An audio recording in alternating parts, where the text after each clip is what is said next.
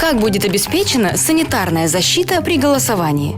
Для охраны вашего здоровья и здоровья ваших близких создаются все необходимые условия. В местах для голосования будут организованы пункт температурного контроля при входе, выдача одноразовых масок, перчаток и одноразовых ручек всем пришедшим голосовать, дезинфекционный коврик, место для дезинфекции рук, специальные линии указателей, что обеспечит соблюдение санитарной дистанции и исключение пересечения участников голосования при движении. Все члены участковой комиссии и наблюдатели будут обеспечены средствами индивидуальной защиты. Паспорт предъявляется на расстоянии в развернутом виде. Все контактные поверхности и места для тайного голосования будут проходить регулярную дезинфекцию.